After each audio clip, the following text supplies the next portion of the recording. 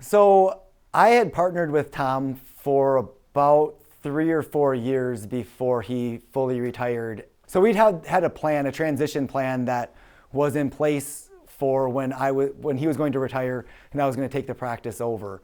When that finally happened, I mean, there's a million emotions. I mean, excitement, enthusiasm, fear. I mean, a lot of fear of, my mentor isn't here, the person that, my sounding board. And I mean, I was very fortunate that when I was going through that, Scott was going through a similar kind of transition process with Bremer and Saginaw.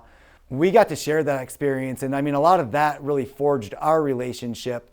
Every time that we were worried about something, that there was a business concern or that there was a distraction, we always brought it back to patient care.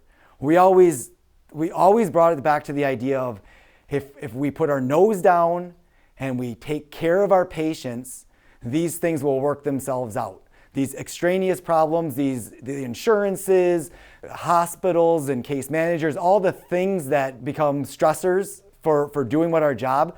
If we put our blinders on, ignore those and really just focus on working with our patients, that those problems just, they work out.